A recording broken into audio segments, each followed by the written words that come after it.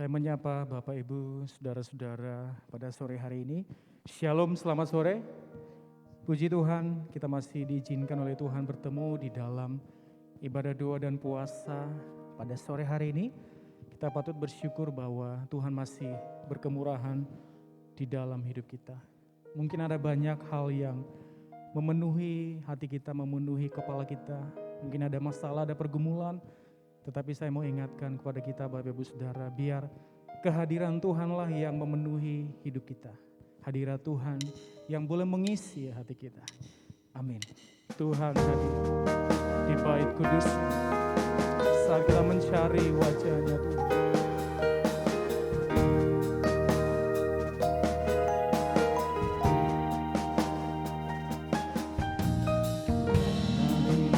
Di bait kudusnya saat kami mencari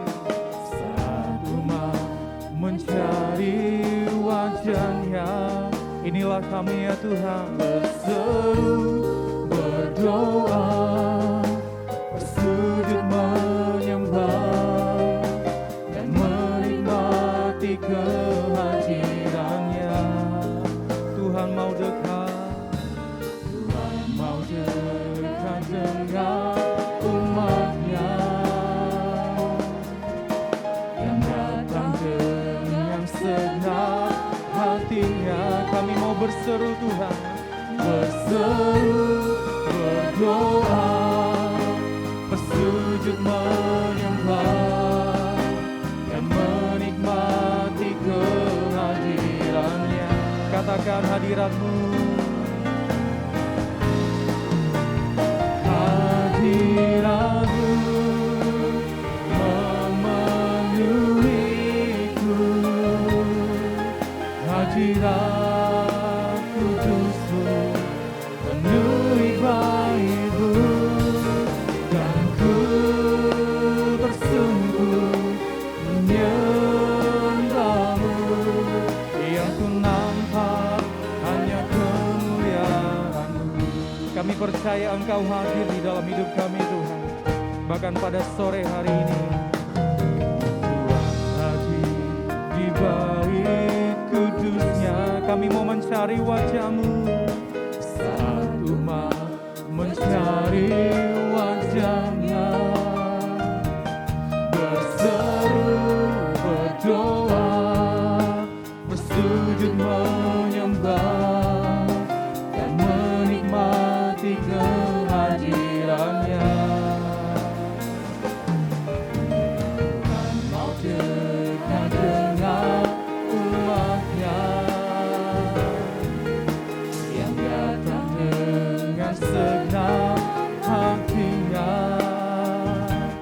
berseru, berdoa, bersujud menyembah dan menikmati kehadiran-Nya.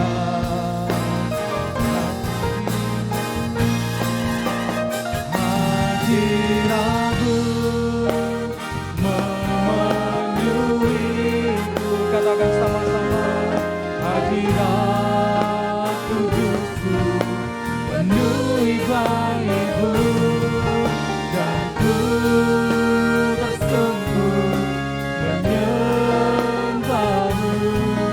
Yang ku nampak hanya kemuliaan. Lagi katakan, hadirat-Mu memenuhiku. Biar hadirat-Mu ya Tuhan, kudus-Mu penuhi bait-Mu, dan ku bersungguh menyembah-Mu. Yang ku nampak hanya kemuliaan-Mu. Hadirat-Mu memenuhiku. Katakan, hadirat kudus-Mu penuhi bait-Mu, dan ku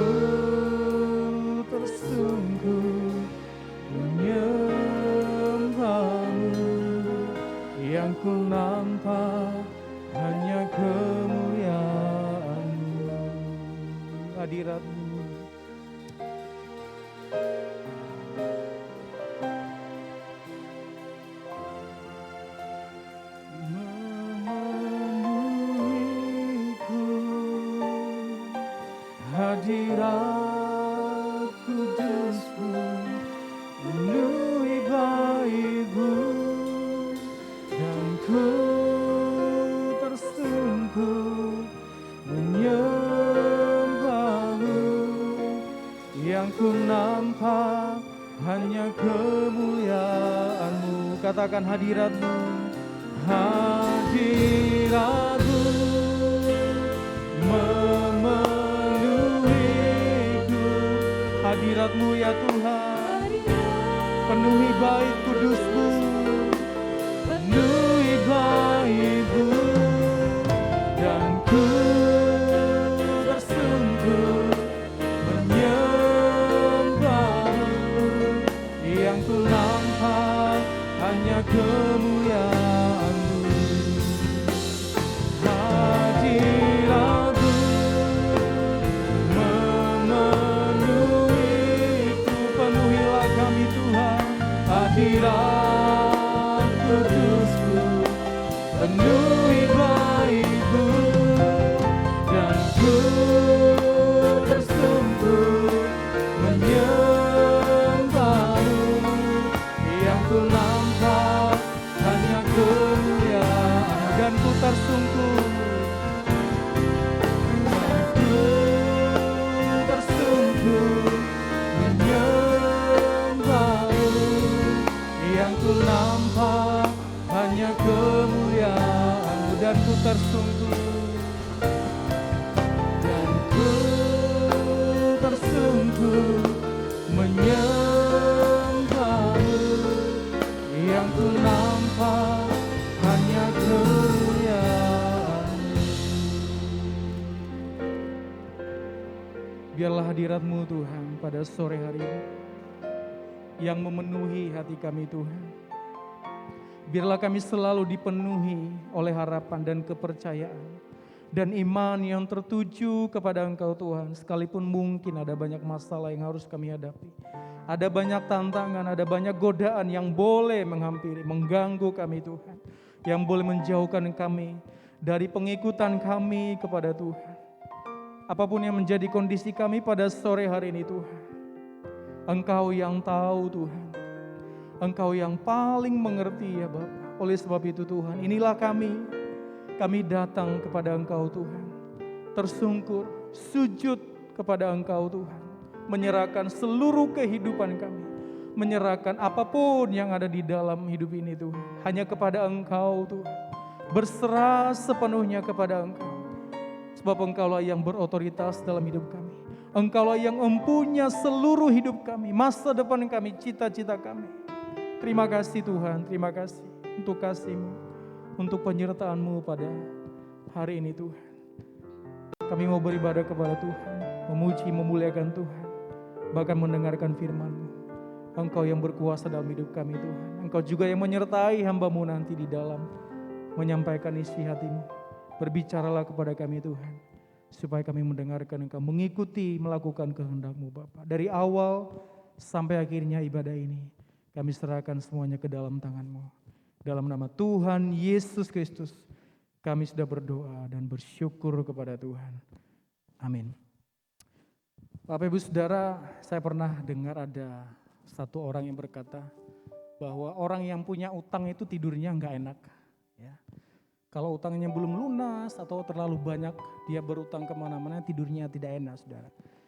Lagu ini mengisahkan bahwa kemanakah aku dapat pergi menjauhi Roh-Mu Tuhan. Jangan kita tidak datang kepada Tuhan, menjauhi Tuhan, tetapi tidurnya enak, tidak gelisah Saudara. Tetapi marilah kita merasa bahwa saya perlu Tuhan, saya perlu selalu datang dekat kepada Tuhan. Amin. Mari kita nyanyikan pujian ini. Kemanakah aku dapat pergi menjauhi Roh-Mu ya Tuhan. Kemanakah aku dapat pergi menjauhi Roh-Mu Tuhan. Ku berlari mendaki ke langit, namun Engkau ada di sana. Aku terbang, aku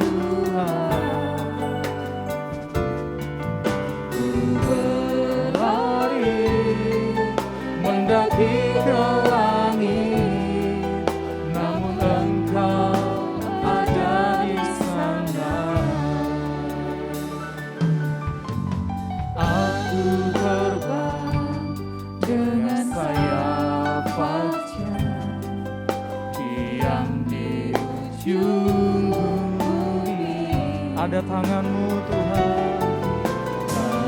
Tangan-Mu menuntunku selalu, bawaku mendekat padamu. Engkau Tuhan Allah Maha Tahu, amin. Betapa dahsyatnya kuasa-Mu, hadirat-Mu ini penuhiku. Bawa kami Tuhan, bawaku mendekat padamu. Engkau Tuhan Allah Maha Tahu, betapa dahsyatnya kuasa-Mu, hadirat-Mu ini penuhiku. Bawaku mendekat padamu. Engkau Tuhan Allah Maha Tahu, betapa dahsyatnya kuasa-Mu, hadirat-Mu kini penuhiku. Bawaku Tuhan, bawaku mendekat padamu. Engkau Tuhan Allah Maha Tahu, Engkau tahu semua Tuhan, betapa dahsyatnya kuasa-Mu, hadirat-Mu ini penuhiku. Bawa kami Tuhan, bawaku mendekat padamu. Hadirat-Mu, hadirat-Mu ini penuhiku. Bawaku mendekat padamu. Bawa kami mendekat padamu Tuhan, bawaku mendekat padamu. Sekali lagi, bawa kami mendekat, bawaku mendekat padamu. Biar kita selalu dibawa mendekat kepada Tuhan, apapun yang terjadi dalam kehidupan kita, Bapak Ibu Saudara. Karena bukan kita yang paling tahu apa yang terbaik di dalam hidup kita, tetapi Tuhanlah yang paling tahu dan paling mengerti apa yang terbaik bagi kita. Mari kita persiapkan hati kita untuk menyambut kebenaran firman Tuhan. Sebab Dialah penolong yang setia dalam kehidupan kita, yang selalu menyertai kita.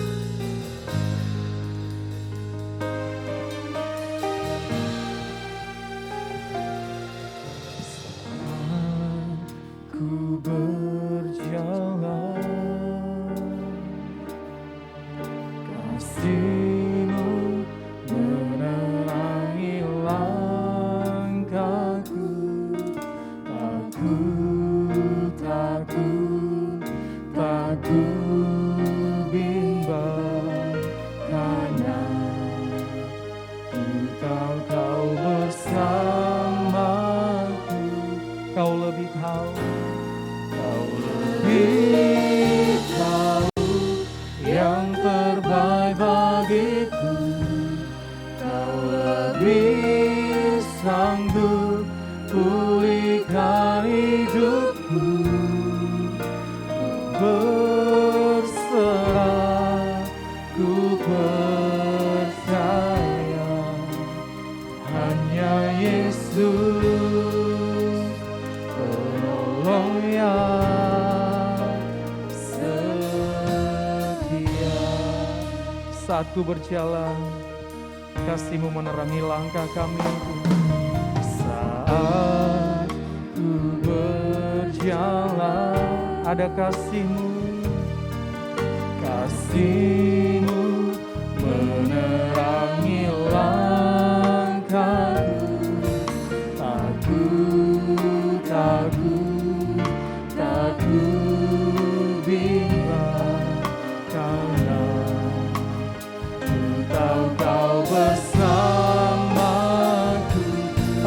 yang lebih tahu Tuhan. Kau lebih tahu yang terbaik bagiku.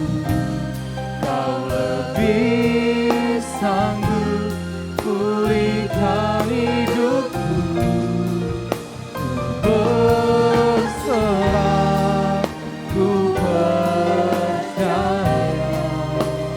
hanya Yesus penolong yang setia. Kau lebih tahu ya Tuhan, Kau lebih tahu yang terbaik bagiku. Kau lebih sanggup pulihkan hidupku. Ku berserah, ku percaya hanya Yesus penolong yang setia. Hanya Yesus, hanya Yesus penolong yang setia. Hanya Yesus penolong yang, hanya Yesus penolong yang setia. Engkau tahu keadaan kami Tuhan. Engkau tahu saat kami berbaring, saat kami bangun. Bahkan Engkau mengenal kami sejak di dalam rahim ibu kami. Bahkan sebelum dunia dijadikan, Engkau memilih kami dengan tujuan dikuduskan untuk menjadi kudus dan tak bernoda di hadapan Tuhan. Ini adalah kemurahan-Mu bagi manusia, ciptaan Tuhan. Memang yang paling mulia dari semua yang diciptakan, tetapi telah melanggar firman-Mu, sehingga kehilangan semuanya. Tuhan, hamba-Mu seperti itu, kami semua seperti itu, tetapi anugerah-Mu besar, karena Engkau maha tahu. Engkau tahu Tuhan, Engkau tahu kelemahan kami, Engkau tahu kejahatan dosa yang kami lakukan hari ini dari pagi sampai saat ini. Engkau tahu, dan Engkau tetap menyediakan jalan keluar, pengampunan. Karena itu nyanyian sudah mengajak kami untuk datang, untuk lebih dekat, mendekat. Dan kami makin mendekat Engkau di dalam pemberitaan firman, di dalam doa, di dalam ibadah doa puasa yang kedua di tahun 2022 ini Tuhan. Terima kasih Bapa di surga, berkat-Mu yang limpah dalam puji-pujian, berkat-Mu limpah dalam pemberitaan firman, berkat-Mu limpah hingga apapun yang terjadi dalam hidup ini, Engkau lebih tahu. Terima kasih. Di dalam nama Tuhan Yesus Kristus. Amin. Shalom. Selamat malam. Dan kita dalam ibadah doa puasa. Sesuatu yang rutin yang kita lakukan. Tetapi sebetulnya ketika berpuasa itu tercatat di Alkitab, maka kita harus sadar bahwa itu sesuatu yang sangat penting. Karena itu mari kita sudah melewati doa puasa pertama bulan Januari. Sekarang tiba di bulan kedua ini. Kembali di Selasa yang kedua sesuai dengan komitmen kita dan pengaturan dari Gembala Penatua, maka inilah doa puasa di bulan Februari, bulan yang kedua. Saya ingin mengajak Bapak Ibu Saudara sekalian untuk lebih memahami secara lebih mendetail tentang puasa ini. Kita akan melihat itu dalam kitab Hakim-Hakim. Setelah kitab Musa, 5 kitab Musa, khususnya di kitab Imamat, itu memberikan aturan tentang berpuasa, termasuk kapan harus berpuasa. Puasa secara nasional, bukan puasa secara individual, puasa secara nasional. Maka baru pada kitab Hakim-Hakim kita menemukan puasa dengan tujuan yang berbeda. Karena bangsa Israel menghadapi krisis. Mereka harus berpuasa secara nasional karena menghadapi krisis. Mengapa harus menghadapi krisis? Bukan soal absennya pemimpin sentral, pemimpin utama seperti di zaman Musa, Yosua, kemudian di Hakim-Hakim tidak ada. Bukan soal itu. Tetapi kembali apa yang terjadi di Kejadian 3 di Taman di Eden itu berulang. Yaitu mereka tidak taat. Bandingkan dengan Rahab. Rahab itu tidak mengalami. Tetapi hanya mendengar. Mendengar itu pun mendengar mungkin sudah waktunya sudah lewat, tidak seperti kita sekarang. Apa yang terjadi di negara yang jauh, bahkan di kutub utara mungkin hanya beberapa saat lagi, beberapa menit, beberapa jam mungkin pada hari yang sama bisa muncul di WA kita. Ada beritanya. Rahab mendengar itu tentu melewati beberapa waktu. Melalui dalam tanda petik wartawan-wartawan perang di wilayah Padang Gurun itu dari bangsa-bangsa Padang Gurun yang kemudian menyampaikan kabar bagaimana Tuhan itu dahsyat, Tuhan itu luar biasa, hebat. Seperti lagu yang kedua tadi dalam refrennya, betapa dahsyatnya kuasamu. Sehingga bangsa Israel seperti lagu yang menjelang firman ini, dia berjalan kasih menerangi langkahnya, mereka tidak takut, tidak bimbang karena Tuhan beserta mereka. Rahab menangkap itu dan timbul iman sehingga dia menyembunyikan pengintai itu. Tetapi bangsa Israel di zaman Hakim-Hakim, pemimpin dari Rahab, raja-raja kota Yeriko, kota Kanaan, itu raja-raja yang tidak takut sama Tuhan.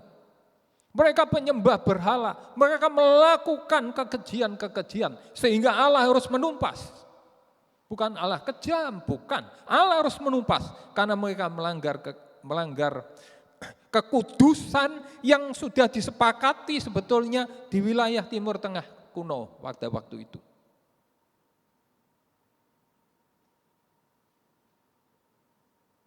Bangsa Israel mengalami sendiri. Disertai Tuhan dari generasi ke generasi.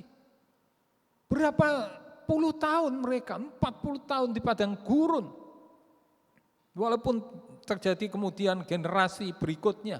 Tapi di zaman Yosua, sudah berapa generasi? Masalahnya adalah bukan soal tidak ada pemimpin, bukan soal tidak ada orang yang ditakuti, bukan tidak ada orang yang disegani, bukan. Masalahnya mereka tidak percaya. Hawa dipengaruhi menjadi tidak percaya kepada firman Tuhan. Israel menjadi tidak percaya. Dan kalau tidak percaya mereka tidak berpegang pada janji Tuhan. Semua tanah sudah dibagi, wilayah masing-masing dibagi. Tinggal mereka bersama Tuhan. Mereka menaklukkan, memusnahkan semuanya itu. Mereka tidak percaya, mereka tidak taat, mereka tidak berpegang pada janji Tuhan. Itu masalahnya dan itu masalah kita. Jangan salahkan kepada pemimpin rohani kita, jangan salahkan kepada orang tua, jangan salahkan kepada siapa-siapa. Kalau kemudian kita mengalami krisis dalam hidup kita, jangan. Kalau gereja, katakanlah suatu komunitas gereja mengalami krisis rohani, jangan salahkan siapa, jangan salahkan pemimpin, jangan salahkan siapa. Di dunia sekuler memang terjadi sesuatu dalam organisasi, siapa yang disalahkan? Pemimpin di dunia sekuler. Tetapi di dunia rohani, pemimpin tertinggi Tuhan. Kita harus tahu itu, bukan manusia. Maka Tuhan mengizinkan absennya kepemimpinan rohani. Kalau terjadi krisis, bukan salah siapa-siapa. Kita sudah mengalami pertolongan Tuhan yang begitu hebat, begitu dahsyat. Lagu-lagu sudah kita nyanyikan. Allahku dahsyat, berkuasa, seluruh bumi sujud. Tapi bagaimana kita ketika menyanyikan itu? Apakah kita punya pengalaman bahwa Tuhan menuntun kita? Janji-janji yang kecil-kecil saja dipenuhi dalam kehidupan kita. Tapi kita abaikan itu dan kita mengalami krisis rohani. Itu yang dialami oleh bangsa Israel sepanjang kitab Hakim-Hakim. Bahkan saya katakan, itulah yang dialami oleh manusia sepanjang Alkitab. Dari kitab Kejadian sampai kitab Wahyu. Krisis itu terjadi karena tidak taat. Mengapa tidak taat? Karena tidak percaya. Dan kalau begitu kemudian tidak berpegang pada janji Tuhan. Ada krisis yang begitu hebat. Di kitab Hakim-Hakim ini, di pasal 20 ini. Dan ironinya, kalau pasal-pasal sebelumnya krisis itu disebabkan eksternal. Bangsa-bangsa menyerang. Tapi ini krisis internal. Krisis apa? Kekudusan. Ada perbuatan noda yang begitu hebat terjadi. Perbuatan kejahatan yang begitu hebat terjadi. Sehingga kemudian 11 suku ini mengadakan puasa nasional. Karena mereka mau menghapuskan yang jahat yang terjadi di wilayah suku Benyamin.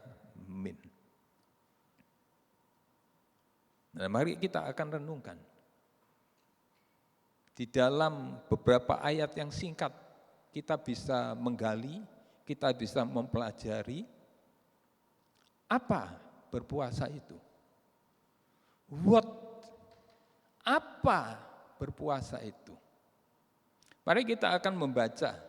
Setelah sekian lama, kemudian tiba pada zaman raja-raja dan seorang raja yang menggubah Mazmur, dia mengatakan, makna puasa itu, di dalam Mazmur itu. Penggubah Mazmur. Mazmur 35 ayat 13. Mazmur 35 ayat 13. Kemudian Mazmur 69 ayat 10. Demikian. Tetapi aku, ketika mereka sakit, aku memakai pakaian kabung. Aku menyiksa diriku dengan berpuasa, dan doaku kembali timbul dalam dadaku.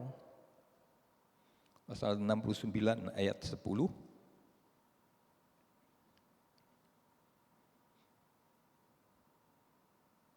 Sebab cinta untuk rumahmu menghanguskan aku, dan kata-kata yang mencela engkau telah menimpa aku.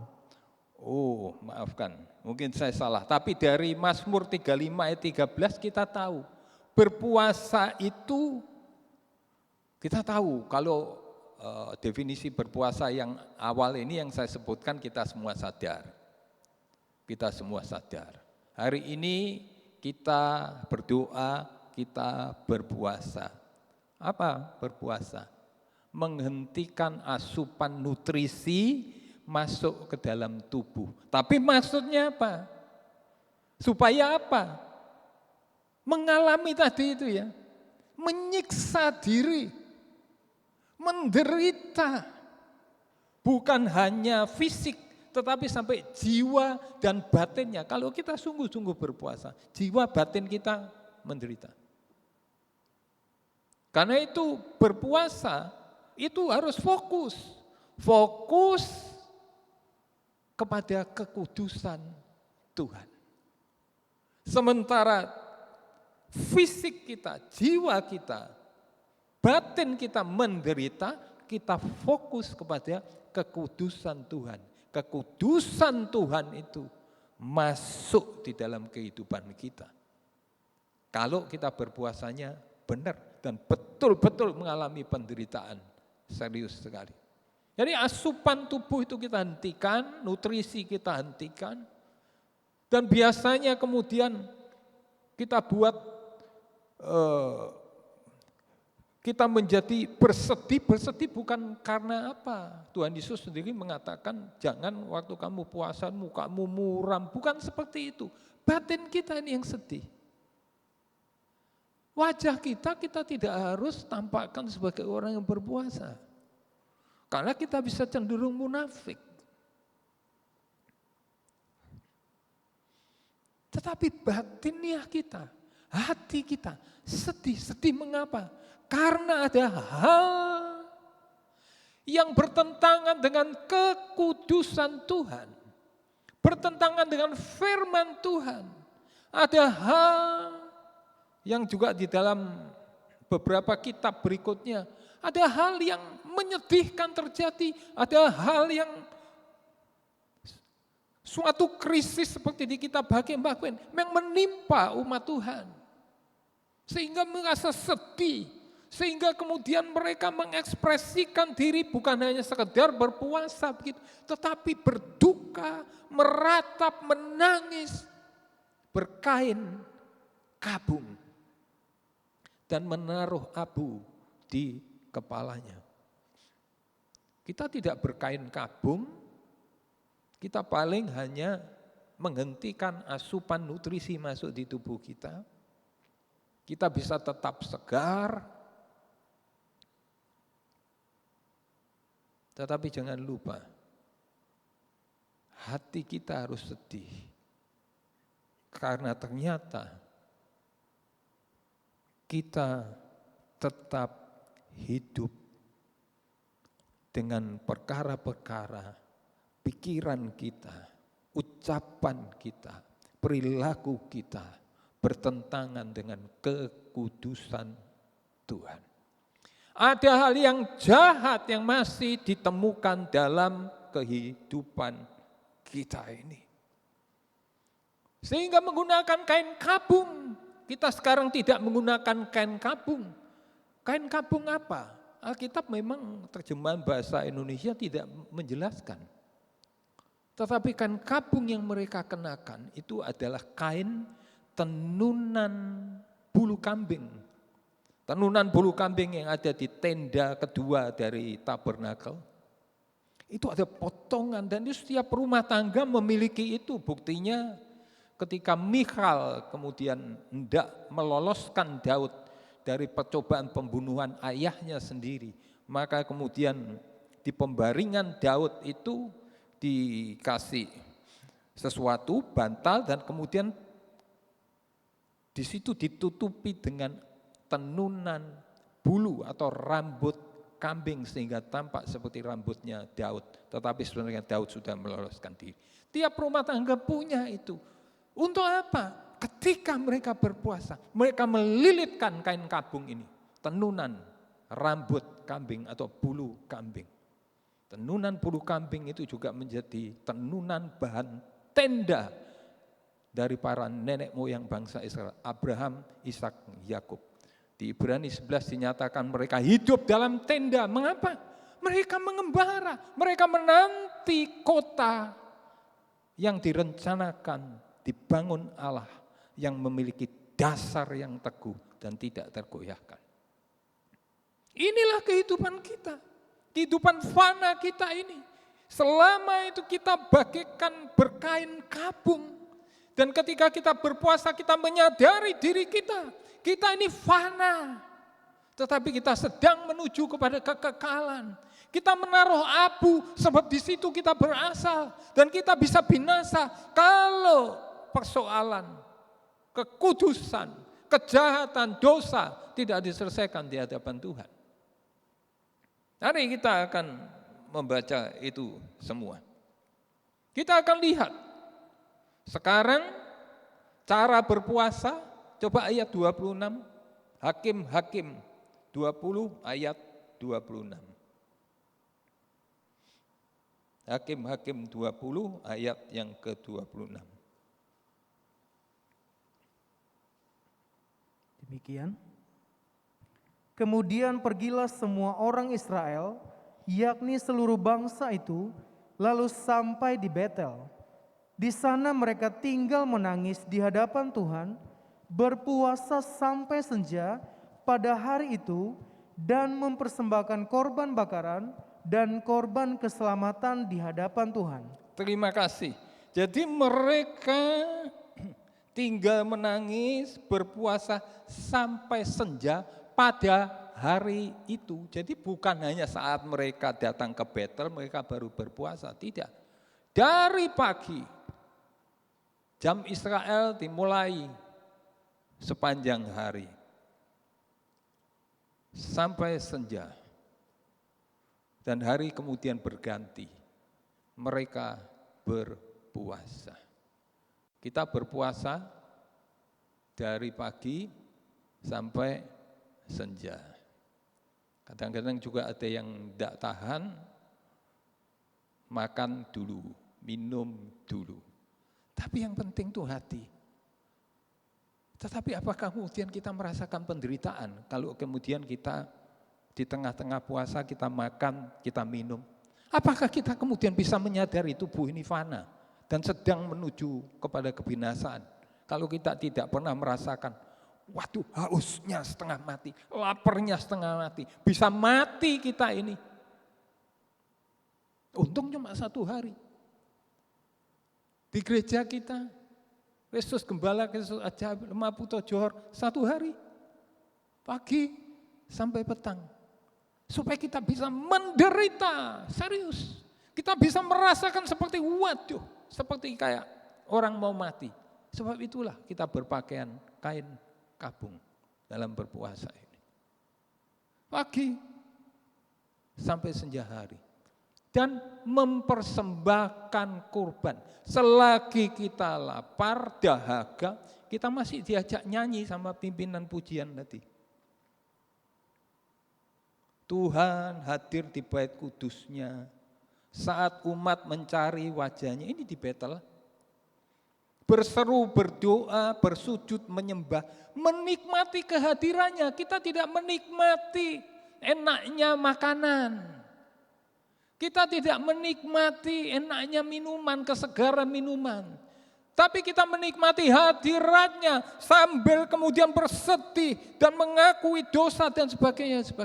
Mempersembahkan kurban pujian, masih harus duduk mendengar firman Tuhan. Dan nanti berlutut menyembah Tuhan. Datang ke hadirat Tuhan. Mempersembahkan kurban. Ini cara berpuasa. Sekarang why? Mengapa berpuasa? Ayat 12 sampai 14.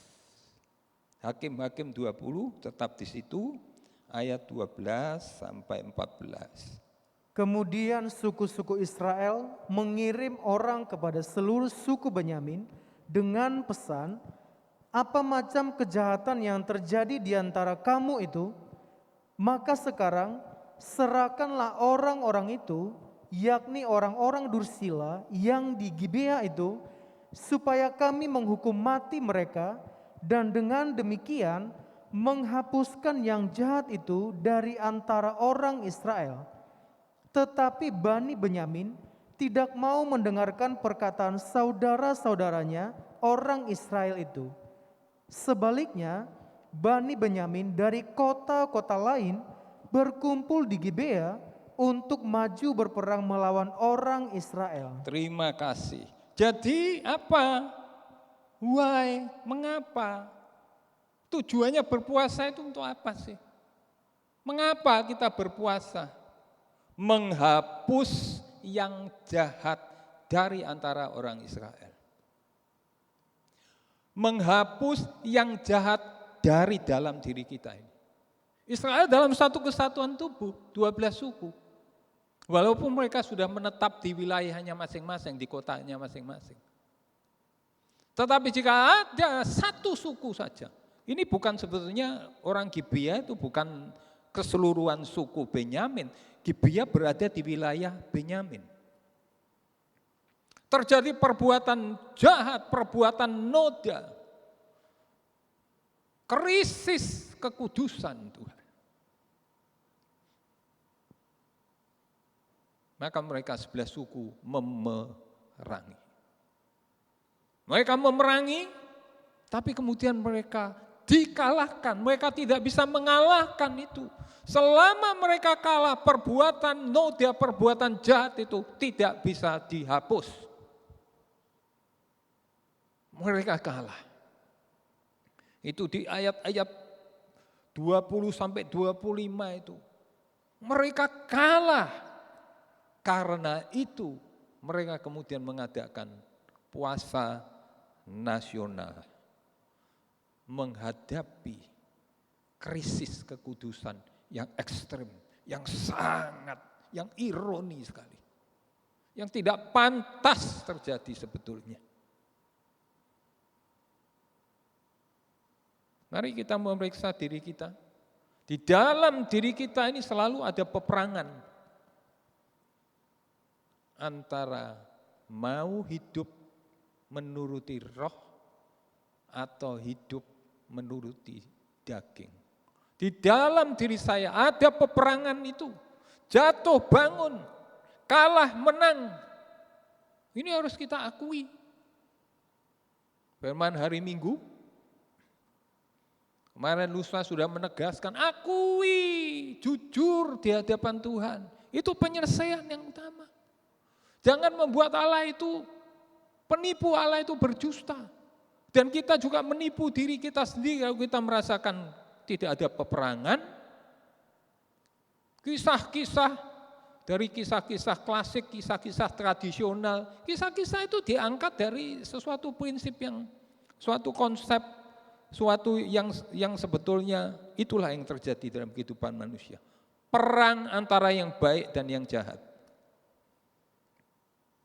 Kadang yang jahat menang, yang baik menang, tapi ujung-ujungnya yang baik pasti menang. Karena ini tadi kita nyanyikan. Betapa Engkau Tuhan Allah Maha Tahu, betapa dahsyatnya kuasa-Mu. Nah, kita sedang menuju ke sana, sementara kita dalam peperangan. Mari kita baca Galatia 5 ayat 16 sampai 17. Galatia 5 ayat 16 sampai 17. Maksudku ialah, hiduplah oleh roh, maka kamu tidak akan menuruti keinginan daging. Sebab keinginan daging berlawanan dengan keinginan roh, dan keinginan roh berlawanan dengan keinginan daging. Karena keduanya bertentangan, sehingga kamu setiap kali tidak melakukan apa yang kamu kehendaki. Ini dia, terima kasih Pak Samuel Sirait. Ini dia, peperangan itu terjadi.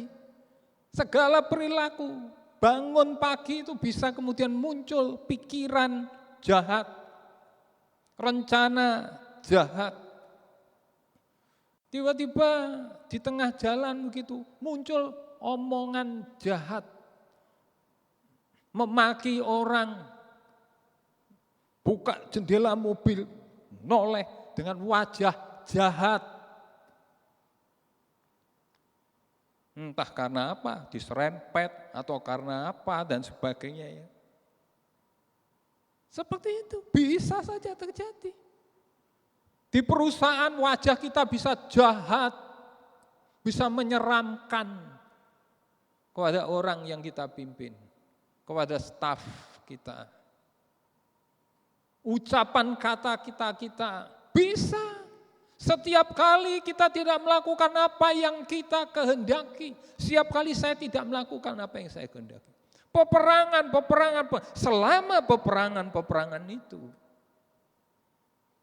Untuk menang atas peperangan itu. Untuk mengalahkan suku Benyamin. Di mana di dalam wilayah mereka terdapat perbuatan noda, perbuatan jahat itu. 11 suku mengadakan puasa nasional. Kita berpuasa ini. Bukan puasa nasional, kita berpuasa wilayah, lokal, gereja lokal kita, Lemah Puto Johor. Untuk apa ini tujuannya? Ini tujuannya. Untuk menyelesaikan, memenangkan peperangan di dalam diri kita. Dan kalau kita menang, wajah kita tidak jahat, pikiran tidak jahat, perkataan kita tidak kotor, tidak berdusta, tidak memaki orang. Persekutuan tubuh terjadi di gereja lokal, Lemah Puto Johor. Antar pelayan Tuhan terjadi persekutuan yang begitu indah. Semua kita indah bersekutu. Tidak ada keluar gosip jahat. Kita bisa bersekutu. Nah itu yang nanti terjadi di pasal terakhir kitab Hakim-Hakim. Itu yang dikejar. Itu tujuannya. Mengapa berpuasa? Untuk menghapus yang jahat itu dari kita. Karakter kita. Pikiran, perilaku, perkataan. Sekarang berikutnya. Dari situ saja kita sudah tahu kapan kita berpuasa. When. Kapan kita berpuasa? Sepanjang umur hidup di mana kita masih berperang di dalam diri kita. Antara menuruti kehendak roh dan menuruti kehendak daging, ada begitu banyak kehendak daging, perbuatan daging di Galatia pasal 5 itu di ayat-ayat selanjutnya. Begitu banyaknya. Itu yang menjadi peperangan kita di dalam diri kita. Dan selama hayat masih di kandung badan, peperangan itu masih terjadi. Kita adakan waktu-waktu khusus untuk berpuasa. Membuat diri menderita. Menyadari diri ini fana. Menyadari kita ini terbuat dari abu saja, dari debu tanah saja. Itu ada di pikiran kita, seperti orang yang menaruh abu di kepala mereka. Dan mereka tidur di atas kain kabung itu, tenunan rambut atau bulu kambing itu. Dan mereka berikan abu di situ. Seperti itulah. Untuk supaya kita bisa merendahkan diri di hadapan Tuhan. Menyadari, oh kami tidak mampu Tuhan. Kalau bukan Tuhan, kami tidak mampu. Kalau bukan kasih karunia Tuhan yang sudah menyelamatkan, kami tidak mampu. Rohmu diam di dalam kami, tapi Tuhan tolong kami. Tuhan tolong saya. Tuhan tolong kita masing-masing. Untuk kita menang dalam peperangan. Kapan? Sewaktu-waktu kita berpuasa. Ditetapkan di Lemah Puto untuk gereja lokal Johor Lemah Puto. Selasa yang kedua dari setiap bulan. Taat itu. Karena itu menjadi suatu perhatian kita. Untuk memerangi segalanya. Dan demi persekutuan. Tuhan kita. Di mana berpuasa? Where? Mari kita baca ayat 27 itu lagi. Ayat 27. Ayat 26. Ayat 26 dan 27. Hakim-Hakim 20. Kemudian pergilah semua orang Israel, yakni seluruh bangsa itu, lalu sampai di Betel. Di sana mereka tinggal menangis di hadapan Tuhan, berpuasa sampai senja pada hari itu, dan mempersembahkan korban bakaran dan korban keselamatan di hadapan Tuhan. Diulangi lagi, mempersembahkan korban bakaran dan seterusnya. Dan mempersembahkan korban bakaran dan korban keselamatan di hadapan Tuhan. Di hadapan Tuhan. Where? Di mana kita berpuasa? Ya, dilanjutkan ayat 27. Dan orang-orang Israel bertanya kepada Tuhan. Pada waktu itu ada di sana tabut perjanjian Allah. Ayat 28. Dan Pinehas bin Eleazar bin Harun menjadi imam Allah pada waktu itu. Kata mereka, haruskah kami maju sekali lagi untuk berperang melawan Bani Benyamin, saudara kami itu, atau haruskah kami hentikan itu? Jawab Tuhan, majulah, sebab besok aku akan menyerahkan mereka ke dalam tanganmu. Iya, terima kasih. Di hadapan Tuhan. Saya sudah memilih lagu, tetapi setelah tadi saya menyanyikan lagu kita yang awal, Hadirat-Mu, maka saya kira kita akan menyanyikan lagu itu. Tuhan hadir di bait kudusnya. Dan nanti tolong dibantu oleh song leader maupun backing vokal. Battle. Di tempat Tuhan hadir, di mana tabut perjanjian itu berada. Tuhan hadir. Mencari umat, mencari wajahnya, kita semua. Di tempat kita masing-masing dimanapun, ada yang di dalam negeri, ada yang dalam negeri itu banyak juga sama-sama Surabaya. Ada yang di luar kota jauh, luar pulau, kota-kota di luar pulau, bahkan sampai di luar negeri dalam siaran tunda. Karena waktu yang berbeda mereka tidak mungkin mengikuti on time hari Selasa pada jam yang sama dengan waktu Indonesia Barat yang sudah ditentukan. Tetapi dimanapun kita berada, puasa itu di hadapan Tuhan, bukan di hadapan manusia. Dulu kita berpuasa tetap, jadwalnya tetap, Selasa kedua setiap bulan. Waktu itu kita adakan sesi pagi, sesi petang. Sesi pagi sedikit datang. Sesi petang lumayan banyak yang datang. Saya mau ingatkan, kita berpuasa di hadapan Tuhan. Mengapa kita berpuasa? Untuk memerangi kejahatan noda yang masih muncul dalam perkataan, pikiran, perbuatan kita. Bahkan dalam wajah, mimik wajah kita. Puasa sesuatu yang serius. Dan kalau itu kita selesaikan dalam progres penyelesaian, maka kesatuan kita satu dengan yang lain. Di dalam jemaat lokal ini, Lemah Buto Johor. Dan di dalam jemaat nasional, dalam jemaat internasional tubuh Kristus, itu akan terjadi. Karena pendamaian seorang dengan yang lain itu berada di hadirat Tuhan, di depan, di hadapan Tuhan. Dan ada imam besar waktu itu. Imam besar punya Urim Tumim, menentukan. Mereka bertanya, Urim Tumim, kemudian menentukan. Maju, kamu akan mengalahkan itu. Tetapi imam besar ini juga pelayanan pendamaian. Nanti kita akan tahu 11 suku mengajak satu suku Benyamin untuk berdamai.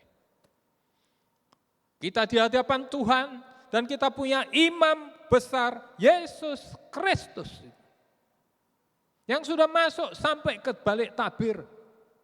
Beda dengan di Betel, beda tabut perjanjian walaupun dikatakan di sana ada tabut perjanjian Tuhan, tetapi tabut perjanjian tertutup oleh tabir yang memisahkan. Sementara kita, imam besar kita sudah masuk sampai ke balik tabir. Mari kita akan membaca itu. Dalam Ibrani 10 ayat 19 sampai 22. Ibrani 10 ayat 19 sampai 22. Jadi saudara-saudara, oleh darah Yesus, kita sekarang penuh keberanian dapat masuk ke dalam tempat kudus, karena Ia telah membuka jalan yang baru dan yang hidup bagi kita melalui tabir, yaitu dirinya sendiri. Iya, terima kasih sebentar. Sebetulnya itu terjemahan yang tepat, bukan tempat kudus, tapi tempat maha kudus. Masuk ke tempat kudus, masuk ke tempat maha kudus. Kita berada di tempat kudus karena kita belum maha kudus, kita belum sempurna, itu nanti. Kita berada di tempat kudus, tetapi tabir itu sudah terbuka. Tabir yang memisahkan tempat kudus dan tempat maha kudus. Ya, dilanjutkan.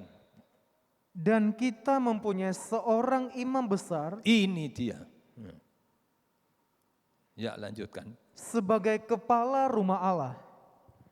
Karena itu, marilah kita menghadap Allah dengan hati yang tulus ikhlas dan keyakinan iman yang teguh, oleh karena hati kita telah dibersihkan dari hati nurani yang jahat dan tubuh kita telah dibasuh dengan air yang murni. Terima kasih. Kita terus menerus dibersihkan hati nurani ini. Kita terus menerus dibasuh. Kalau kita melihat tabernakel, kita harus melihat dari sudut pandang sebagai seorang imam, bukan sebagai seorang awam Israel. Orang awam Israel tidak ada kena-mengena dengan tabernakel. Imam, karena kita memang imam Tuhan. Kita sudah dibasuh, dihapus, dilepaskan dari dosa, kata Wahyu pasal 1 ayat 5b dan ke-6 itu. Kita menjadi imam Tuhan, imam Allah, imam Kristus dan imam Bapaknya. Dan kita punya imam besar itu, yang sudah membersihkan hati nurani ini dengan darahnya. Dan setiap kali kita mengakui dosa kita, firman Minggu meneguhkan apa yang kita renungkan bersama pada malam hari ini dalam doa puasa ini. Yang menyucikan kita dari segala kejahatan, menguduskan kita. Hati nurani ini kembali dikuduskan. Oh, terima kasih. Dibersihkan seperti imam itu ketika mau melayani di mazbah kurban bakaran dan masuk lewat tirai pintu kemah.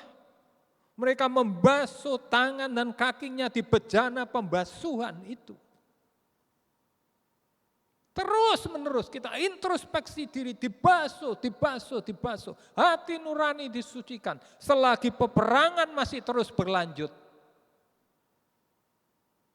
Itulah mengapa kita berpuasa. Kita serius di hadapan Tuhan. Di hadapan imam besar. Yesus Kristus yang melayani setiap ibadah kita. Yang dikatakan tadi di nyanyian kita menjelang firman Tuhan, kau lebih tahu Tuhan. Allah Maha tahu. Nyanyian yang kedua tadi. Kemana kita pergi? Imam besar melintasi langit. Dia sudah berkorban, membawa darahnya sendiri, mendamaikan kita. Nasional, internasional, seluruh orang percaya di seluruh muka bumi. Tapi kita ada dalam peperangan yang terus-menerus. Ada porsi Tuhan, ada porsi kita. Tuhan minta porsi kita, salah satunya berpuasa. Sampai tuntas itu. Sampai hari Tuhan tuntas.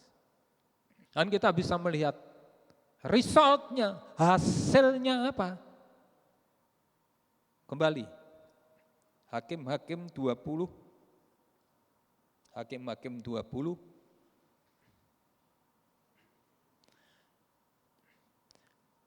Kalau kita tidak usah kita baca, kalau kita lihat mulai pasal 29 sampai pasal yang terakhir, sampai pasal 48, ayat 29, Hakim-hakim pasal 20, kalau kita baca mulai ayat 29 sampai ayat yang terakhir, ayat 48, Benyamin dikalahkan.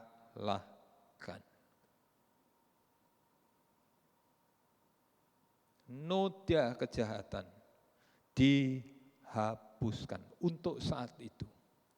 Di hadapan Allah, di battle, di hadapan tabut perjanjiannya, di hadapan imam besar. Dia punya Urim Tumim, tapi dia juga melayani pelayanan penghapusan dosa, pendamaian. Hasilnya adalah noda kejahatan dikalahkan.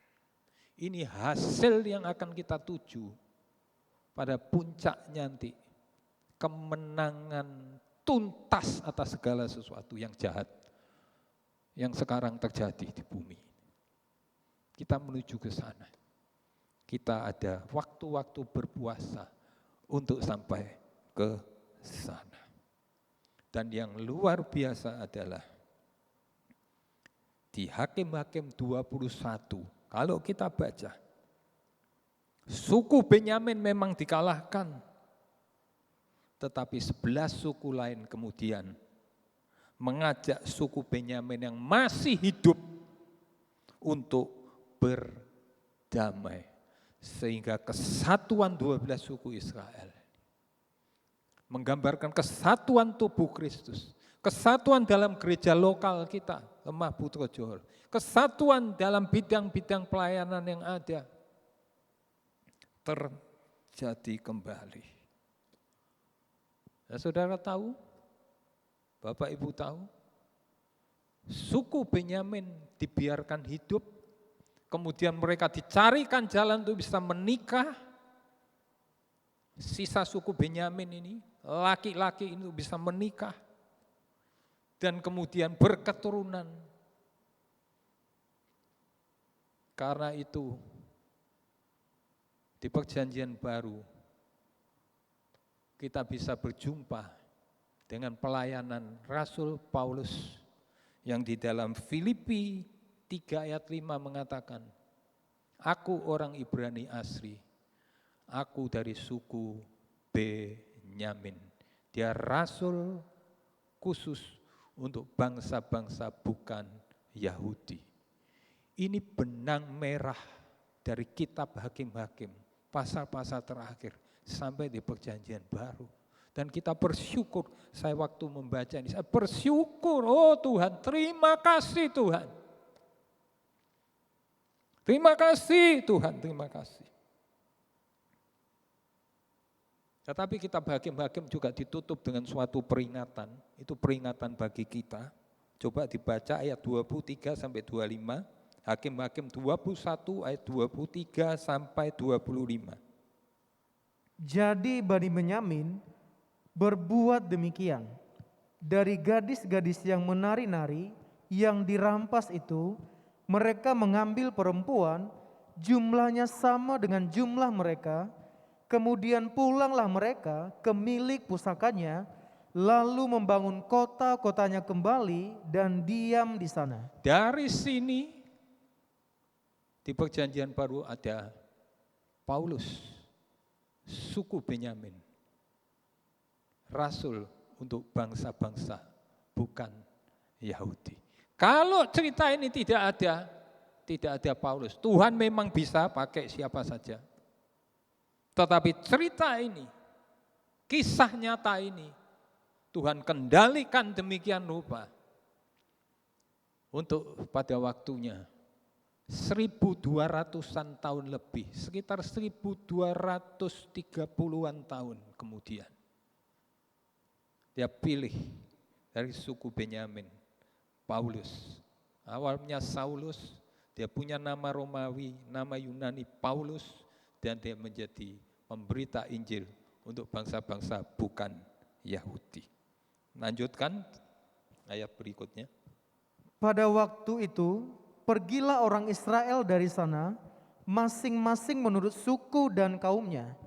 Mereka masing-masing berangkat dari sana ke milik pusakanya. Pada zaman itu, tidak ada raja di antara orang Israel. Setiap orang berbuat apa yang benar menurut pandangannya sendiri. Terima kasih. Kembali diingatkan. Kenapa terjadi krisis-krisis yang kemudian memuncak kepada sebuah krisis yang ironis sekali. Internal, perang internal, dan nyaris satu suku kemudian lenyap dari antara orang Israel. Karena tidak ada raja. Tapi kembali, apakah kita menggantungkan ketertiban hidup, ketaatan kita, penurutan kita?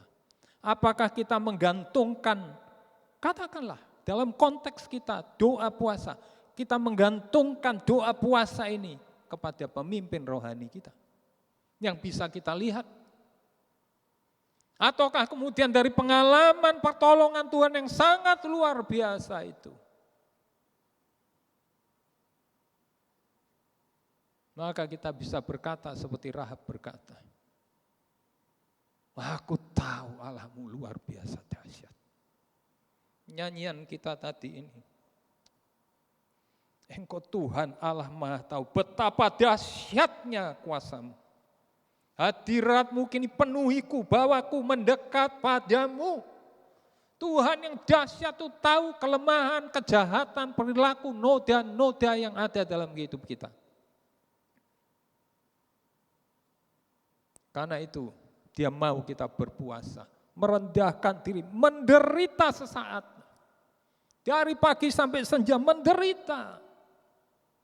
Berpakaian kain kabung. Menyadari kefanaan hidup ini.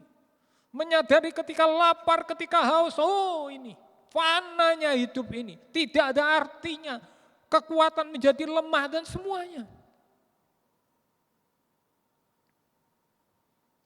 Kita ini seperti dari debu untuk kembali menjadi debu. Menaruh abu di kepala itu. Tetapi pujian menjelang firman tadi, kau lebih tahu yang terbaik bagiku. Kalau Tuhan tentukan hari puasa, dia tahu dan itu dia tentukan karena itu baik buat saya, baik buat saudara. Jangan abaikan ini. Kau lebih sanggup pulihkan hidupku. Mari kita berserah, percaya dia menolong kita. Dalam doa puasa hari ini, dia menolong kita. Karena itu lebih lanjut, dalam Ibrani 10 ada nasihat. Mari saling menasihati. Mari saling mengingatkan. Mari saling memperhatikan. Karena apa? Mengantisipasi kejahatan itu. Jangan sampai menjadi perbuatan jahat yang disengaja dan berlarut-larut tanpa penyelesaian sampai Tuhan datang kembali. Tuhan menolong kita. Tuhan menolong semua. Dan saat ini kita akan nyanyikan lagu yang awal tadi, Hadirat-Mu. Kita menghadap Tuhan secara pribadi, tapi juga dalam berjemaah, Johor Lemah Putro. Ya, imam besar, rohnya akan menuntun peperangan-peperangan kita. Peperangan rohani, untuk kita dimampukan membuang, terus-menerus membuang hal-hal yang jahat dari dalam kehidupan kita. Karena kita punya janji, tabir itu sudah dibuka. Kita akan dibawa masuk ke sana. Injil untuk bangsa-bangsa bukan Yahudi sudah mencapai kita. Kita sudah diselamatkan dari dosa. Sesuai visi dari gereja lokal kita. Kita jadi mempelai perempuan Kristus tanpa cacat, tanpa noda di dalam kesatuan tubuh Kristus. Kita nyanyikan lagu.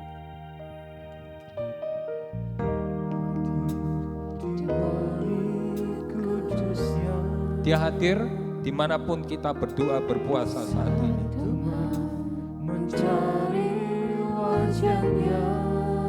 Akui, saya mengakui noda-noda kejahatan. Berseru, berdoa, nikmati hadiratnya, nikmati hadirat imam besar dengan kurban pendamaiannya. Tuhan mau dekat dengan umatnya. Mari datang dengan segenap hati. Datang dengan segenap hatinya.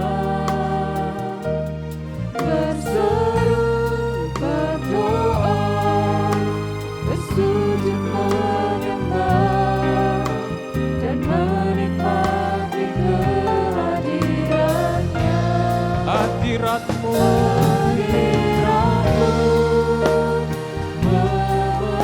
memenuhiku,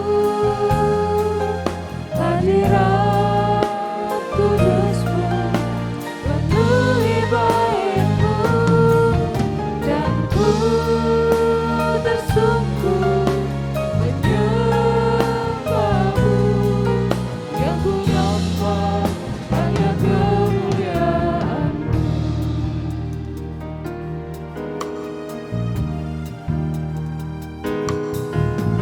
Tuhan hadir di bait kudusnya saat umat mencari wajahnya. Berseru, berdoa, bersujud menyembah dan menikmati kehadirannya. Tuhan mau dekat dengan umatnya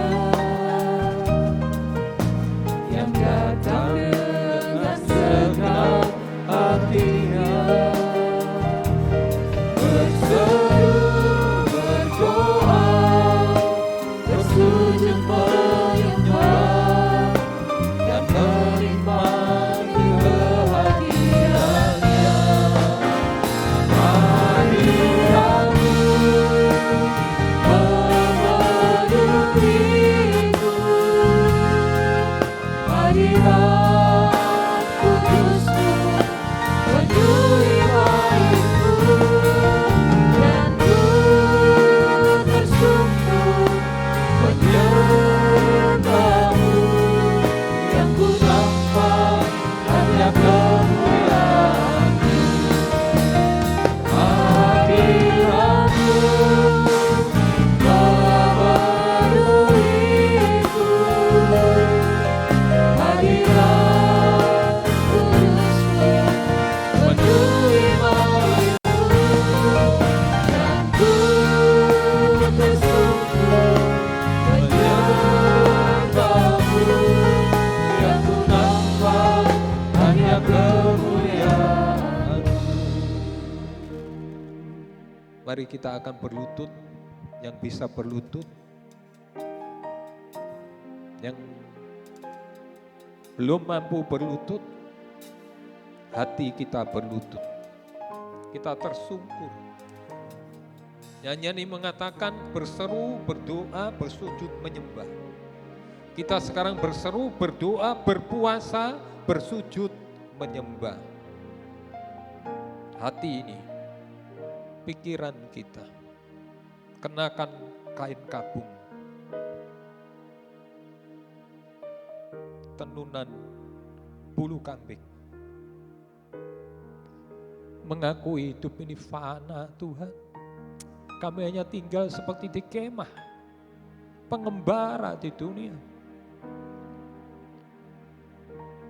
Dengan abu di kepala, oh Tuhan. Bahkan abu menjadi lapik tidur. Karena kami tidak tahu kapan kami kembali menjadi debu tanah itu. Tapi selagi hidup ini Tuhan, kami mencari wajah-Mu, berseru, berdoa, berpuasa, sujud, tersungkur, menyembah. Tolong kami memerangi dan mengalahkan perilaku-perilaku jahat, noda-noda, dosa-dosa. Dari perkataan, pikiran, perilaku, bahkan mimik wajah kami. Oh Tuhan, tolong hamba-Mu yang Kau ampuni Tuhan. Mari kita merendahkan diri di hadapan Tuhan. Sementara kita akan menyanyikan lagu ini.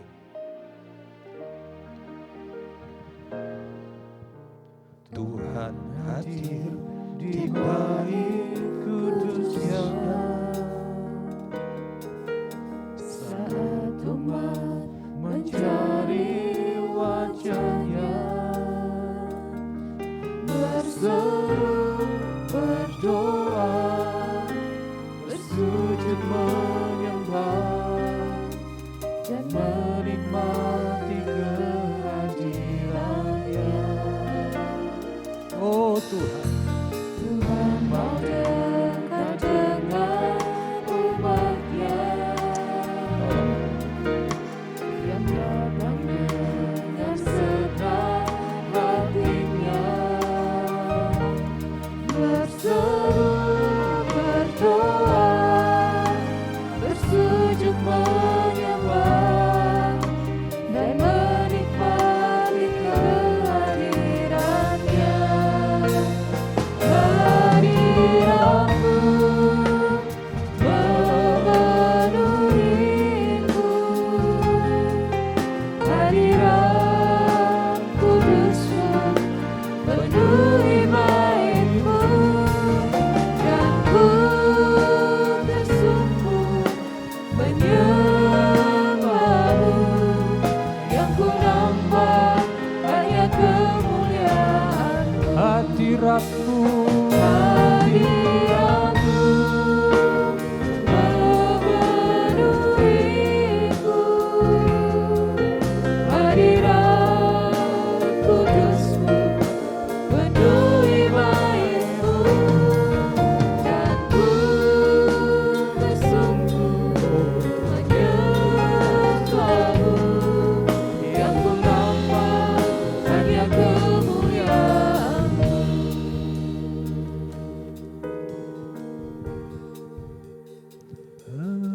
hadirat-Mu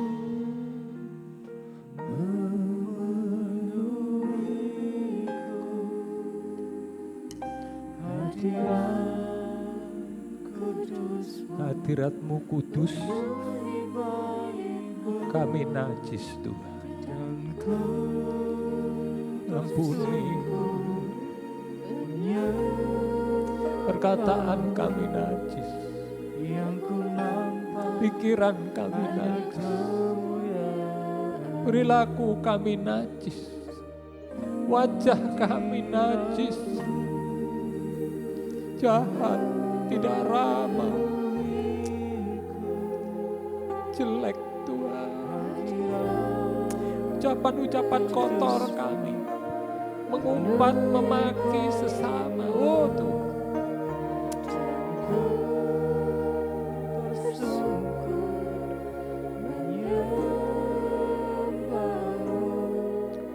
Yang ku nampak hanya kemuliaan.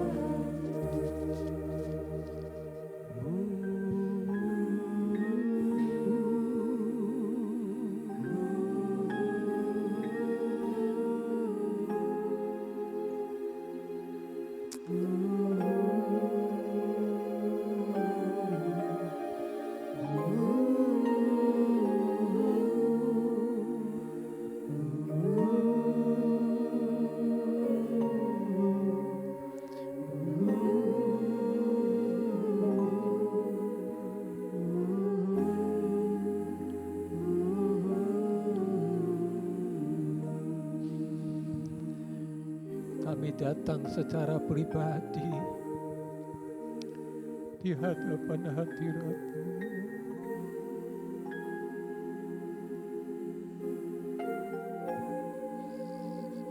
Tetapi juga secara berjemaah Tuhan. Bersama-sama dengan para imam-imam semua. Gembala, penatua, diaken, semua imam-imam-Mu. Kami datang di hadirat-Mu Tuhan. Yang Kau tahu ada pemisahan-pemisahan karena hal-hal yang jahat yang terjadi di antara kami satu sama lain Tuhan. Oh,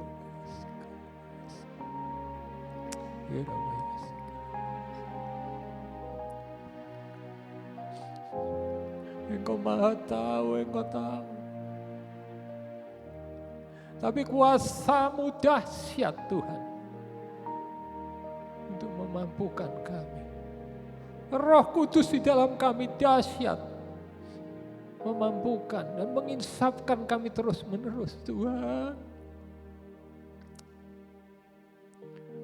Untuk kami memerangi yang jahat, yang noda itu, yang najis.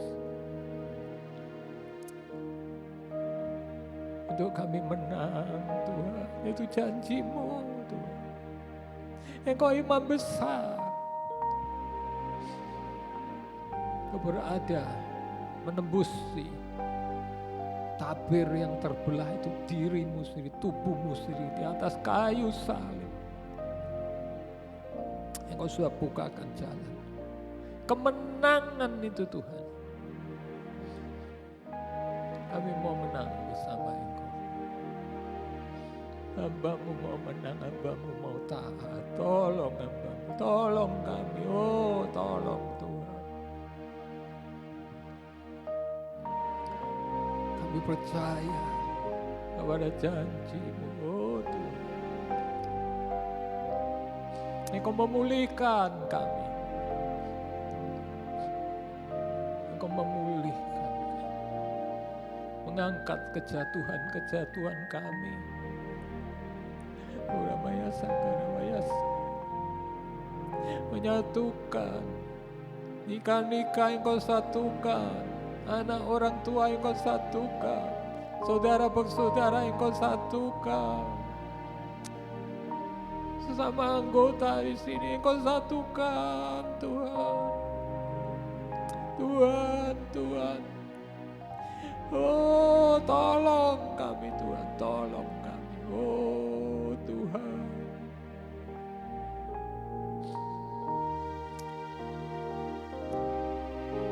Imam besar dengan darah-Mu membereskan semua.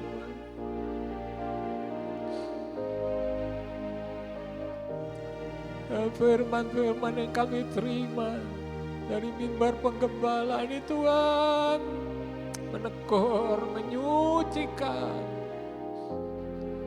Kami bagaikan membasuh tangan dan kaki kami di bejana pembasuhan-Mu Tuhan. Itu berada di hadapan Engkau di mazbah kurban bakaran, mazbah pertobatan, mazbah pengampunan dosa, pendamaian. Oh, Esikarawaya Sakaya, Yeramaya Sakarawaya Sakaya. Oh, tolong kami Tuhan, tolong hamba-Mu ini. Engkau tahu kelemahan kami, Engkau tahu Tuhan. Engkau tahu Tuhan.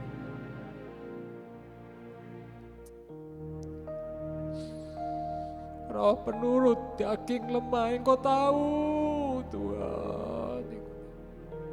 Engkau tidak gagal, Engkau tidak gagal Tuhan. Engkau tidak gagal. Seperti Israel, 11 suku tidak gagal.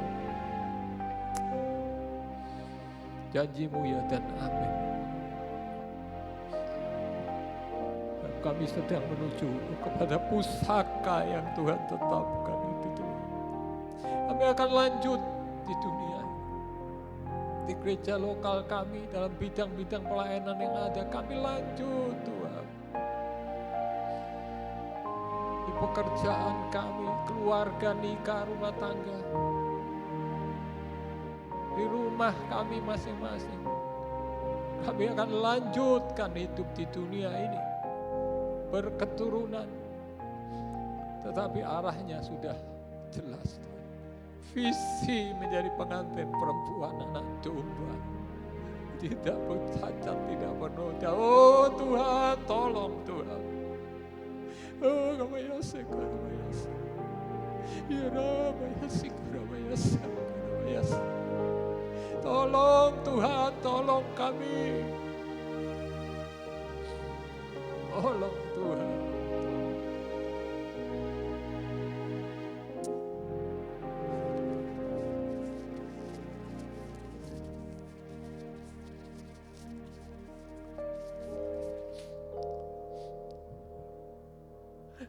Kamayase, kamayase. Kamayase, kamayase, kamayase.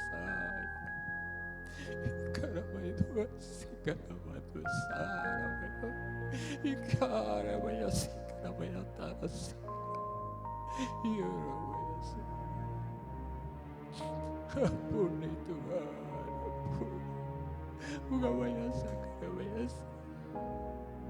Ya Tuhan,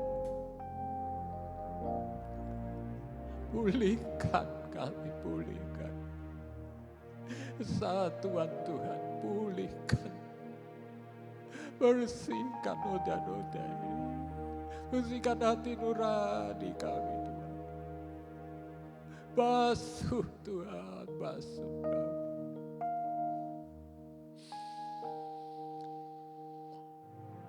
Tolong Tuhan.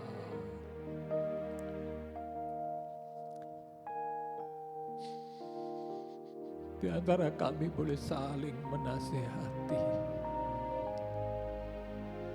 saling memperhatikan. Oh, dalam pertemuan-pertemuan ibadah, memang kami secara online pun tidak bisa 100%.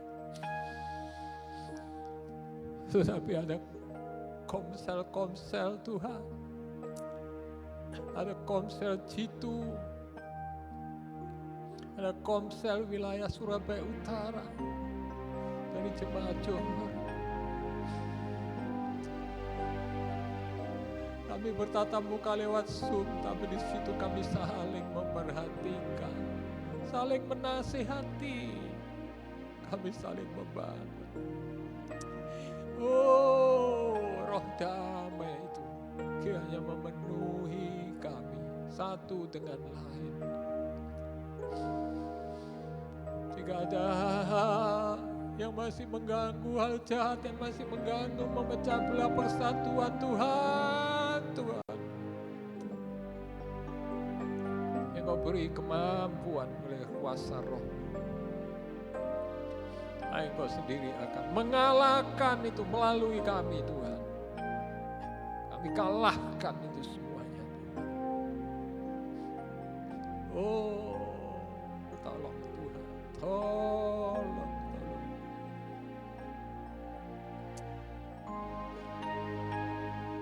Ampuni kami, ampuni hamba-Mu. Siapapun kami saat ini Tuhan, kami semua di hadapan hadirat Engkau. Dan Imam besar, kami menengok diri ini Tuhan.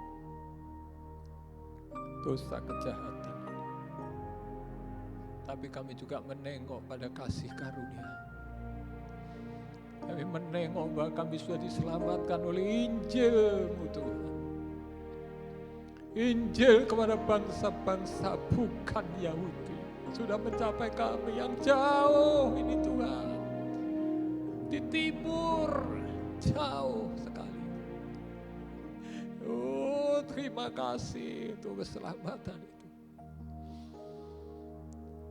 Maka kami terus berjalan dalam jalan keselamatan ini Tuhan. Jalan peperangan. Lalu kami boleh berdiri pada akhirnya dengan kemenangan itu. Karena kuasa-Mu yang dahsyat itu menolong kami. Oh Tuhan, Engkau tahu kami tidak mampu. Kami hanya debu kecil lemah. Berada di dunia, pengaruhnya yang begitu luar biasa. Dunia yang akan mengarah nanti ini Tuhan. Dalam berbagai bentuk. Kecanggihannya yang membawa manusia itu makin jauh dari Engkau.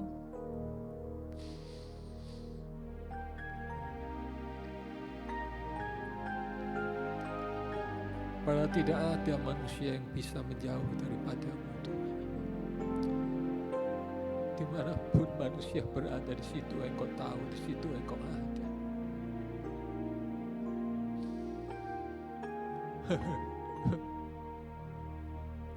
Biarlah firman yang kami terima tidak menjadi sia-sia. Firman kasih karunia tidak menjadi sia-sia. Secara pribadi dan secara mandiri, kami mau menjadi suami yang taat, percaya, berpegang janji-Mu. Menjadi istri yang taat, percaya, berpegang janji-Mu. Jadi orang muda yang taat karena percaya dan berpegang pada janji-Mu Tuhan. Untuk juga menjadi teladan bagi kaum muda lain, bagi mereka yang masih remaja, mereka yang masih anak-anak sekolah minggu.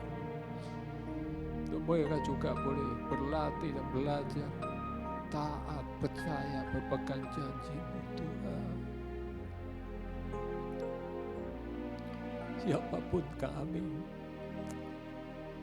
di sini hamba-Mu Tuhan.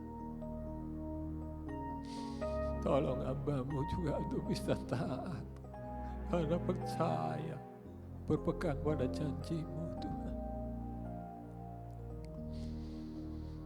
Usia kami tidak tahu. Tetapi selagi kami masih Kau beri telinga mendengar firman itu, kami mau ikuti ibadah-ibadah ini. Ibadah-ibadah doa puasa waktu-waktu lalu mungkin kami lalaikan, kami lupakan karena kami tidak tahu maknanya, tidak tahu betapa pentingnya Tuhan. Tapi kini kami tahu dari firman. Oh, ampuni Tuhan, ampuni. Saat ini juga ampuni jika kami belum mengerti tentang pentingnya doa puasa ini. Tapi masih ada bulan depan, masih ada 10 bulan yang Kau menuntun langkah-langkah kami Tuhan. Engkau yang Maha Tahu.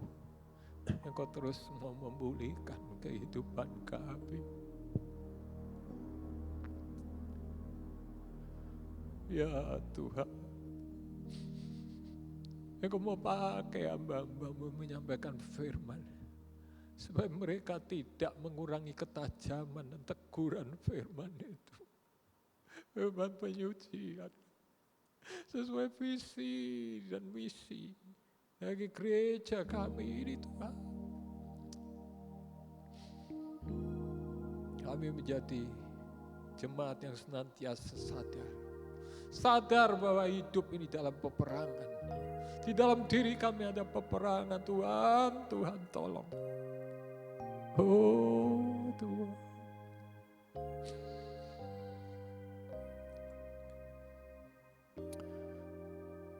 Sadar kami sudah ditunangkan. Sehingga prioritas kami, mata hati kami, tujuan hidup kami hanya Engkau, pengantin laki-laki surga.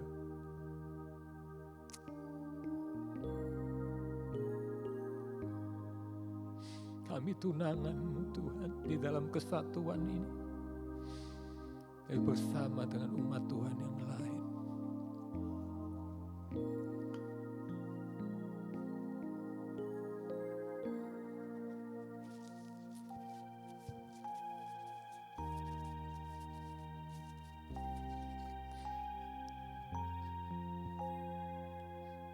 Kerjakan terus hidup hamba-Mu, hidup kami semua ini Tuhan, kerjakan terus. Oh Tuhan tolong. Oh Tuhan tolong, Tuhan tolong. Engkau mau tolong kami.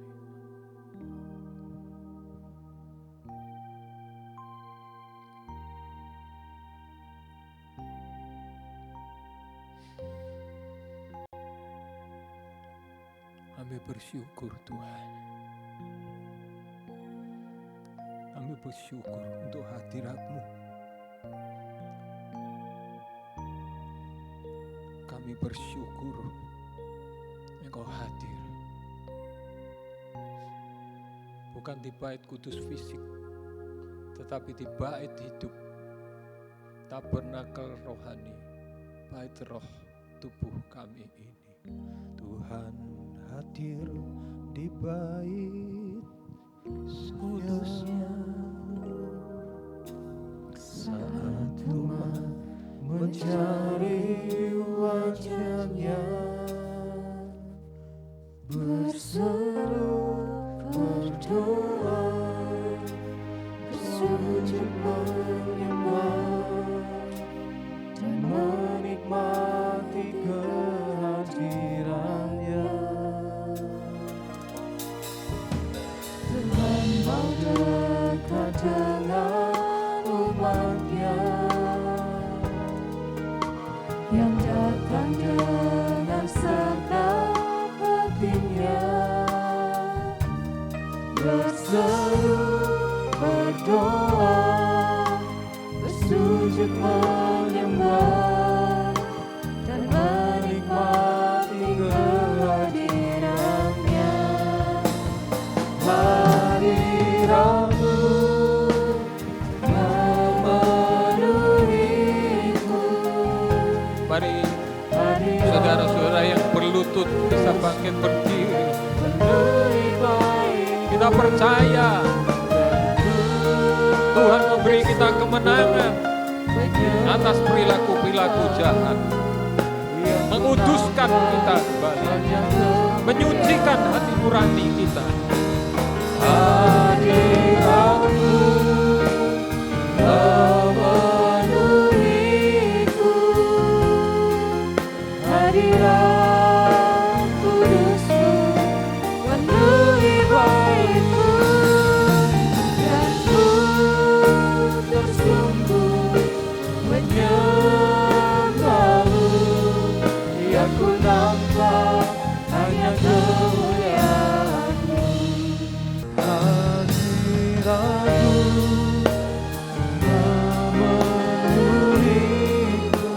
Penuhilah kami Tuhan. Hadirat kudusmu penuhi baitmu, dan ku bersungguh menyembahmu. Yang ku nampak hanya kemuliaan, dan ku tersungkur. Ku bersungguh menyembahmu, Yang ku nampak hanya kemuliaan, dan ku tersungkur menyembahmu. Yang ku nampak hanya kemuliaan.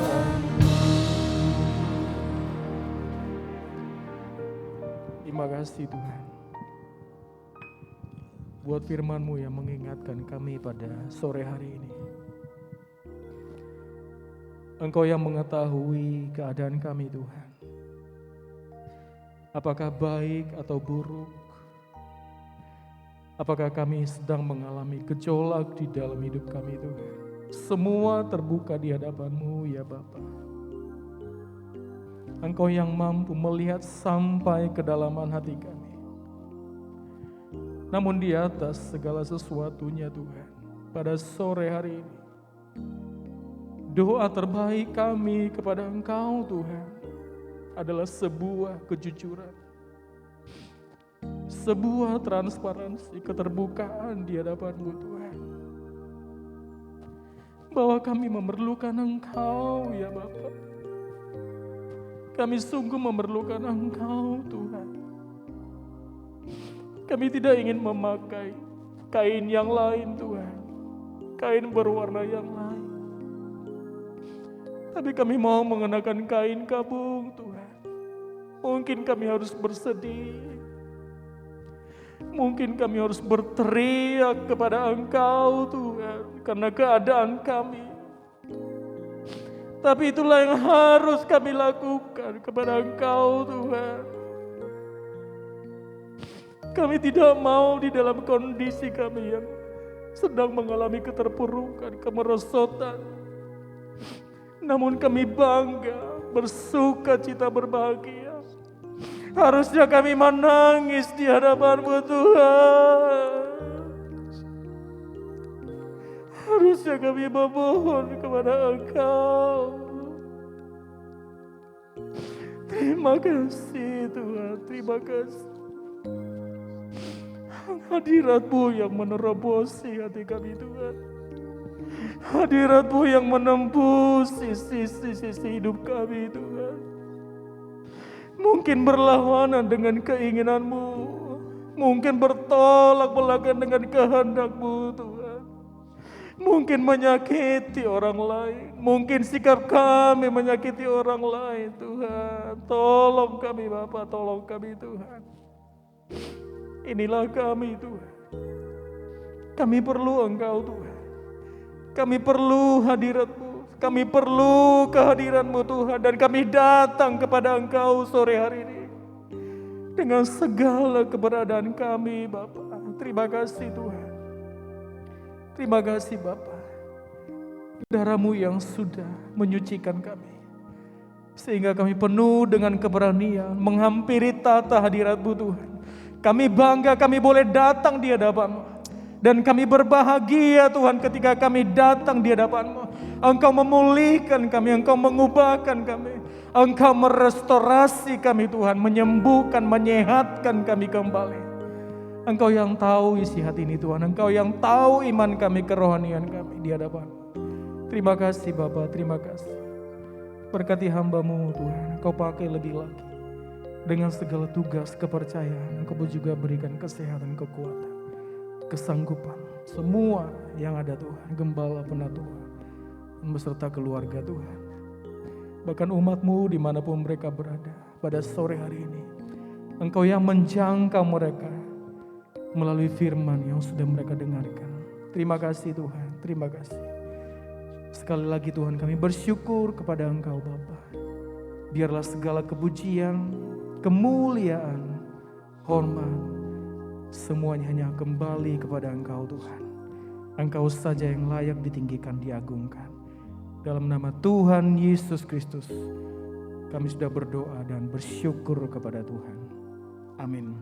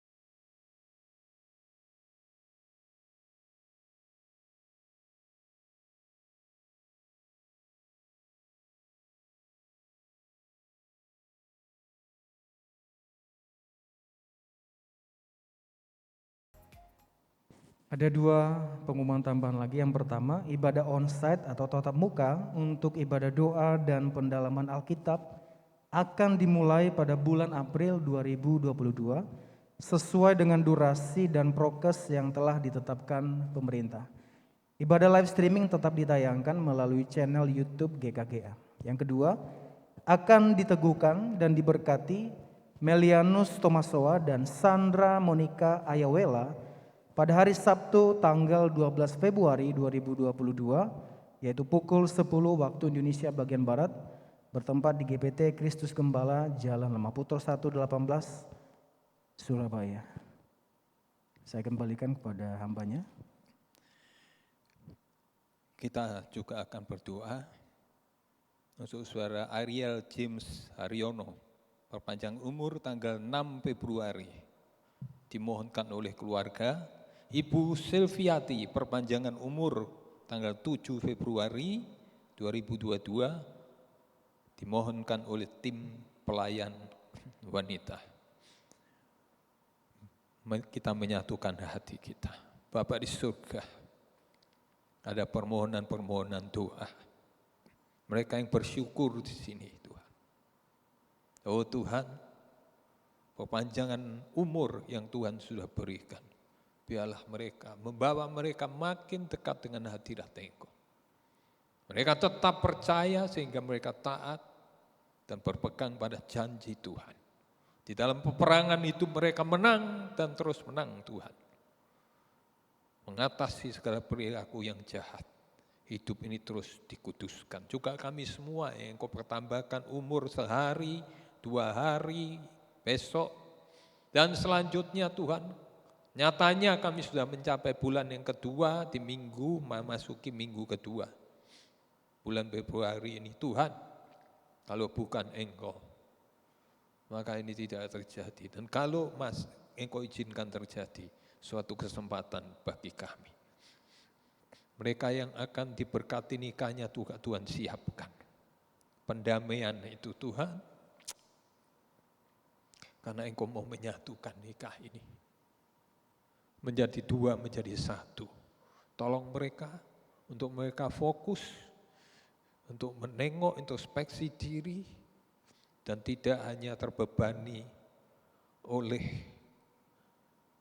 acara-acara yang sifatnya itu hanya sementara saja. Tapi itu pun Tuhan juga tolong. Tuhan memimpin kedua belah orang tua, Tuhan menolong semuanya.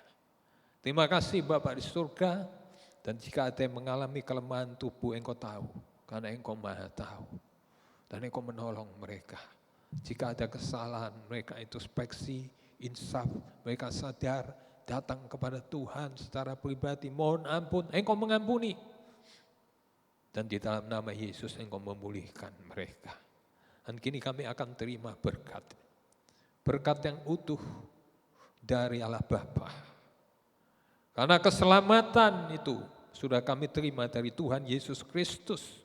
Yang terus akan dilimpahkan menuju keselamatan yang sempurna nantinya. Dan Roh Kudus yang selalu mempersekutukan kami, menginsafkan kami, memimpin, menuntun kami. Allah Tritunggal yang Esa itu memberkati kami mulai dari malam hari ini hingga langkah-langkah selanjutnya hari-hari ke depan sampai kepada Maranatha, menjadi pengantin perempuan dalam kesatuan tubuh internasional ini, tak bercacat, tak bernoda di hadapan Tuhan. Kami terima berkat ini, kami naikkan doa, kami ucapkan syukur ini semua di dalam nama Tuhan Yesus Kristus, Juru Selamat kami, mempelai laki-laki surga yang kami nantikan. Amin. Selamat malam.